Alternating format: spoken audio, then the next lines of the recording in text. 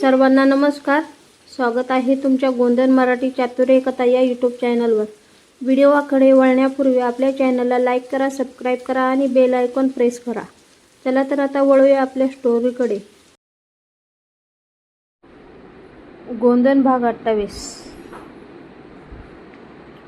गुहेबाहेर पावसाचा जोर आता आणखी वाढला होता. विजांच्या कडकडाटाने संपूर्ण डोंगर दणाणून गेला होता. पोलिसांच्या गाड्यांचे लाल निळे दिवे त्या काळोख रात्री क्षणाक्षणाला उजळून टाकत होते. पण विश्वाच्या मनात मात्र एक वेगळीच वादळ उसळलेलं होतं. सरपंच अटक झाला होता. त्याच्या गुन्ह्याचे पुरावेही मिळाले होते. तरी त्याच्या वडिलांच्या डायरीत लिहिलेलं शेवटचं रहस्य अजून उलगडलं नव्हतं. राजवाडा इस्टेट मुंबई हे दोन शब्द त्याच्या मनात सतत घुमत होते. जणू त्या दोन शब्दातच त्याच्या संपूर्ण आयुष्याचं उत्तर लपलेलं होतं. दुसरीकडे पुष्पाला तातडीने रुग्णवाहिकेतून शहरातील मोठ्या हॉस्पिटलमध्ये दाखल करण्यात आलं होतं. डॉक्टर ऑपरेशन थिएटरमध्ये धावत होते. बाहेर विश्वास दोन्ही हात जोडून देवाकडे एकच प्रार्थना करत उभा होता. देवा, माझ्या आयुष्यातील प्रत्येक दुःख मी सहन करीन.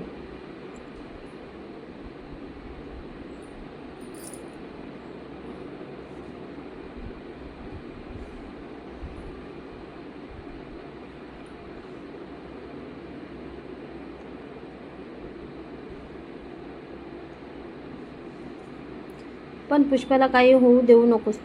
तीच माझी ताकद आहे, तीच माझा श्वास आहे. त्याच्या डोळ्यातून नकळत अश्रू वाहत होते. दामोदर आणि गणू त्याच्या खांद्यावर हात ठेवून त्याला धीर देत होते. पण त्याच क्षणी कोणाच्याही शब्दांनी त्याच्या मनाला आधार मिळत नव्हता. ऑपरेशन थिएटरच्या लाल दिव्याकडे पाहत पाहत जवळजवळ 3 तास उलटले. प्रत्येक मिनिट विश्वासाठी एका युगासारखं होतं. अखेर ऑपरेशन थिएटरचं दार उघडलं. डॉक्टर बाहेर आले. त्यांच्या चेहऱ्यावर हलकंसं स्मित होतं. गोळी खांद्यात अडकली होती. योग्य वेळी उपचार मिळाल्यामुळे धोका टळला होता. आता काळजीचं कारण नाही हे ऐकताच विश्वाच्या डोळ्यात पुन्हा पाणी आलं.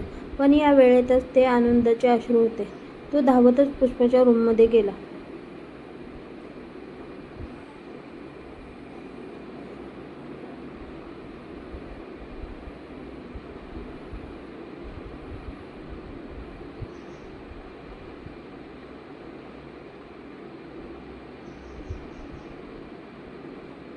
ती अजून अशक्त होती, पण शुद्धीवर आली होती. विश्वासला पाहताच तिच्या चेहऱ्यावर हलकंसं हसू उमटलं. विश्वास तिच्या पलंगाजवळ बसला. तिचा हात आपल्या हातात घेत हळू आवाजात म्हणाला, तू माझ्यासाठी स्वतःचा जीव धोक्यात घातलास. मी आयुष्यभर हे ऋण कधीच फेडू शकणार नाही. पुष्पाने त्याच्या डोळ्यात पाहिलं. प्रेमात ऋण नसतं विश्वास, प्रेमात फक्त साथ असते. तू सुखात असशील तर माझं आयुष्यही सुखाचं असेल.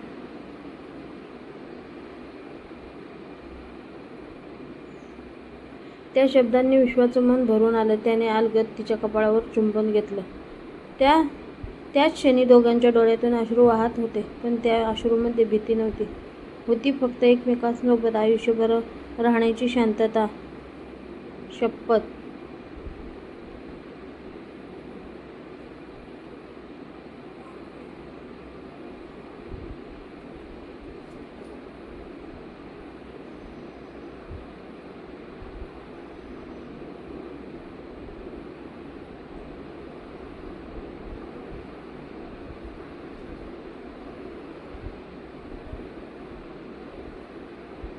रात्र गडद होत चालली होती.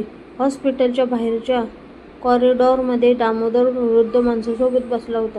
वृद्धाने आपल्या खिशातून एक छोटाशी पितळी डबा बाहेर काढला. डब्या उघडताच त्यात एक जुनी अंगठी आणि अर्धवट जळलेला कागद दिसला. कागदावर फक्त काही शब्द वाचता येत होते. राजवाडा इस्टेट, तळघर, तिजोरी क्रमांक 7. वृद्धाने गंभीर आवाजात सांगितलं, तुझ्या वडिलांनी शेवटच्या भेटीत ही अंगठी माझ्याकडे दिली होती. त्यांनी सांगितलं होतं, माझा मुलगा मोठा झाला की ही अंगठी त्याला दे, कारण हीच तिजोरी उघडेल आणि त्या तिजोरीत जे आहे ते संपूर्ण राज्य हादरवेल. विश्वासने ती अंगठी हातात घेतली. त्याच्या मनात पुन्हा आशेचा किरण जागा झाला. पण त्याच वेळी हॉस्पिटलच्या बाहेर उभ्या असलेला एक काळ्या SUV मध्ये बसलेला अनोळखी माणूस हे सगळं दुर्बिणीतून पाहत होता.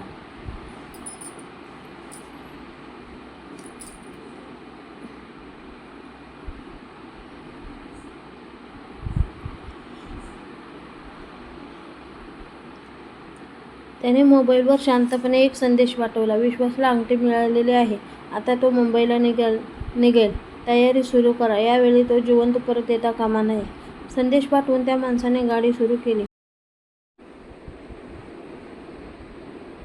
काळी SUV हळूहळू अंधारात विरून गेली आणि विश्वासला अजूनही कल्पना नव्हती की त्याच्या प्रेमाची, त्याच्या कुटुंबाची आणि त्याच्या आयुष्याची सर्वात मोठी परीक्षा आता सुरू होणार होती. राजवाडा इस्टेट त्याची वाट पाहत होती आणि त्या इस्टेटच्या तळघरात दडलेलं सत्य अनेकांचे चेहरे कायमचे बदलून टाकणार होते.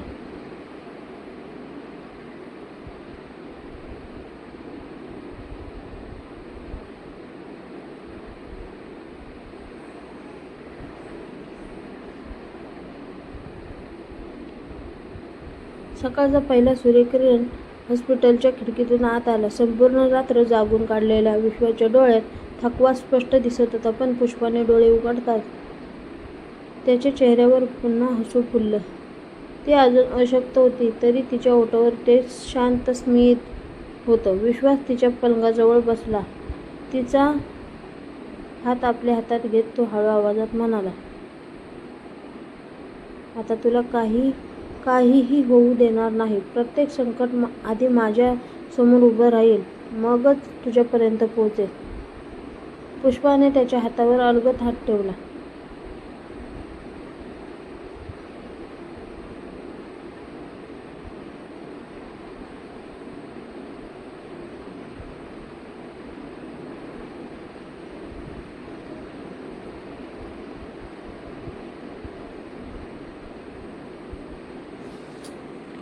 विश्वास, प्रत्येक वेळी मला वाचवायचा प्रयत्न करू नकोस. आपण दोघांनी एकमेकांसाठी जगायचं आहे आणि गरज पडली तर एकमेकांसाठी लढायचंही आहे. तिच्या त्या शब्दांनी विश्वाच्या मनात नवं बळ निर्माण झालं. त्याने तिच्या कपाळावर प्रेमाने हात फिरवला. त्या क्षणी दोघांनाही जाणवत होतं,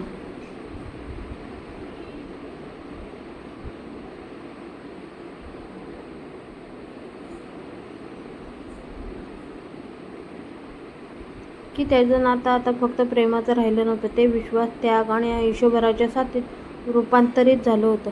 दुपार होताच वृद्धाने विश्वासला हॉस्पिटलच्या मागच्या बागेत बोलावलं.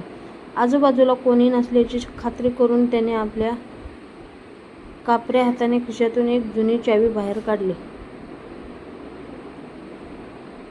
त्या चावीवरही तेच गूढ चिन्ह कोरलेलं होतं.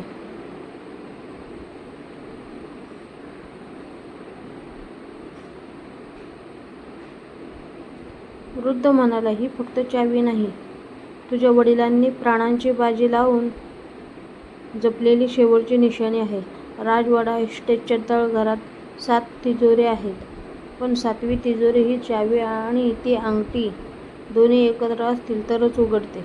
त्या तिजोरीत फक्त कागदपत्र नाहीत, तर अनेक मोठ्या लोकांच्या गुन्ह्याचे पुरावे आहेत. राजकारणी, उद्योगपती आणि काही भ्रष्ट अधिकारी, सगळ्यांची नावे त्यात आहेत. म्हणूनच तुझ्या वडिलांचा खून करण्यात आला. हे ऐकताच विश्वासच्या अंगावर काटा आला.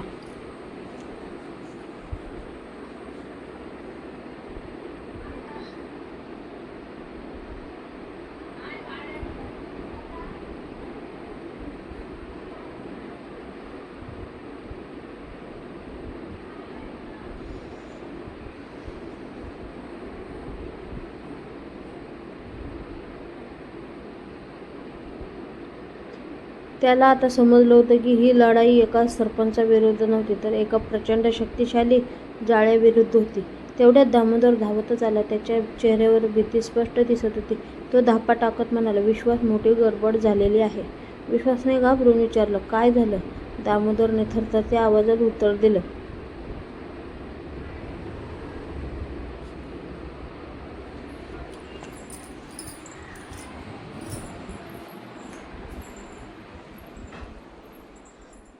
ज्या पोलीस ठाण्यात सरपंचाला ठेवलं होतं तिथे मध्यरात्री हल्ला झाला.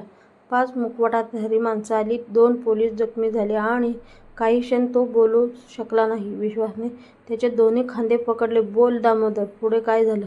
दामोदरच्या डोळ्यात पाणी आलं. सरपंच पळून गेला.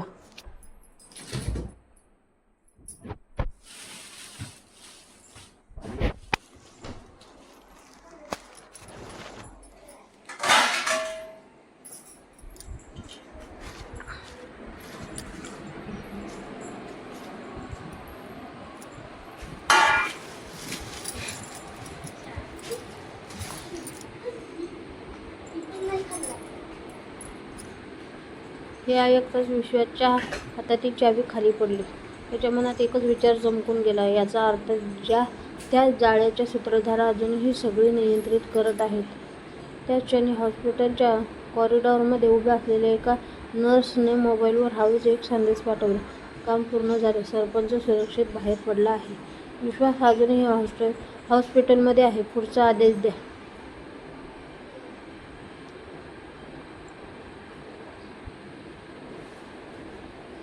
संदेश पाठवल्यानंतर ती नर्स पुन्हा नेहमीप्रमाणे काम करू लागली. कोणालाही तिच्यावर संशय आला नाही. विश्वासला अजूनही माहीत नव्हतं की शत्रू आता त्याच्या अगदी जवळ पोचला आहे.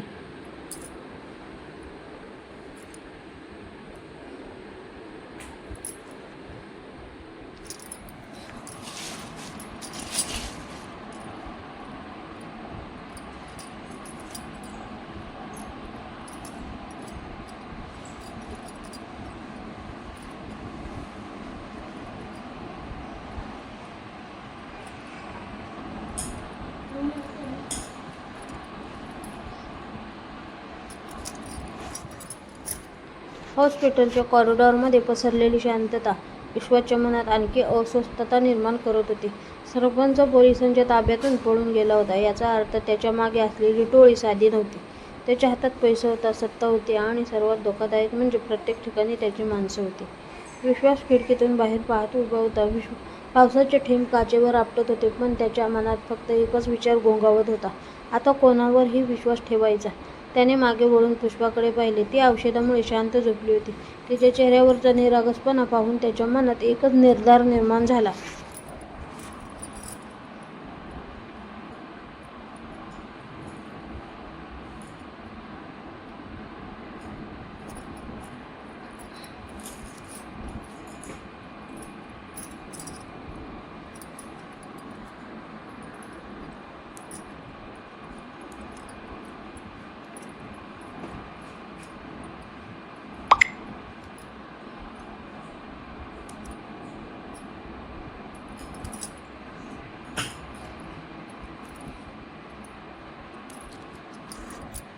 ज्यावेळी मी एकटाच जाणार, कारण माझ्या प्रत्येक पावलावर मृत्यू दबा धरून बसलेला आहे आणि मी माझ्यामुळे पुष्पाला काही संकटात टाकणार नाही. रात्री 12 वाजता विश्वास शांतपणे हॉस्पिटलच्या खोलीतून बाहेर पडला. त्याने दामोदर आणि करुणीला काहीही न सांगता अंगठी, चावी आणि डायरी आपल्या बॅगेत ठेवली. तो पार्किंगकडे निघाला पण त्याला माहीत नव्हतं की हॉस्पिटलच्या CCTVमध्ये रूममध्ये बसलेला एक माणूस त्याची प्रत्येक हालचाल पाहत होता. त्याने लगेच फोन लावला. साहेब, विश्वास हॉस्पिटलमधून निघालेला आहे. बहुतेक तो मुंबईच्या दिशेने जाणार आहे. फोनच्या दुसऱ्या टोकावरून फक्त एकच उत्तर आलं, त्याला जाऊ द्या. यावेळी तो स्वतः आपल्या मृत्यूकडे चालला आहे. विश्वास कार सुरू करणार इतक्यात मागून आवाज आला. इतक्या सहज आम्हाला सोडून जाणार होतास? विश्वास दचकून मागे वळला. समोर दामोदर, गणू आणि पुष्पा उभी होती. पुष्पाच्या हातावर अजूनही पट्टी होती, पण तिच्या डोळ्यात भीती नव्हती, फक्त निर्धार होता. विश्वास रागाने म्हणाला, तू इथे का आलीस? तुला विश्रांतीची गरज आहे.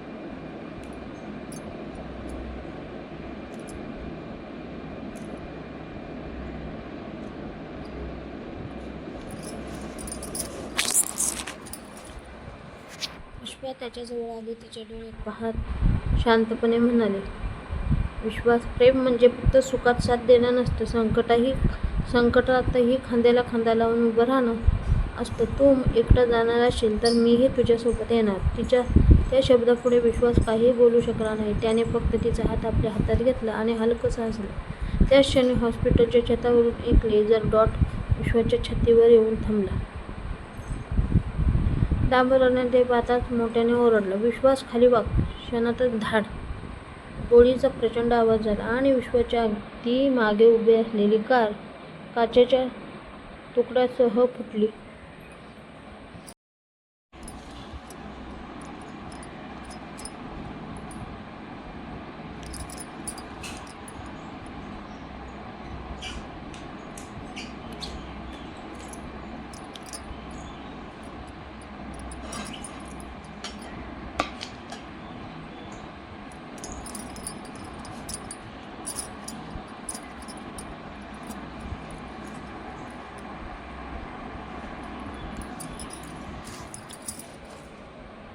सगळीकडे धूर पसरला. लोक किंचाळू लागले. विश्वासने क्षणाचाही विलंब न करता पुष्पाला आपल्या मिठीत घेत जमिनीवर झोपवलं.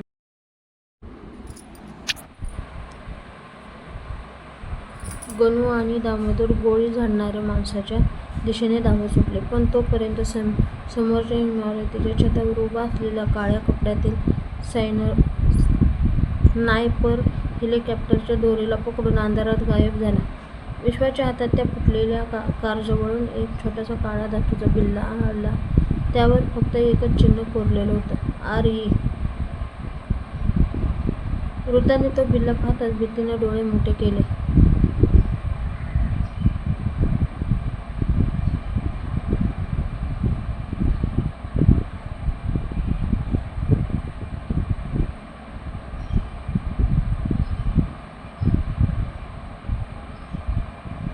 तो थरथरत आवाजात म्हणाला, राजवाडा इस्टेट त्यांनी तुझ्यापर्यंत हात पोचवलेला आहे. आता वेळ खूप कमी आहे.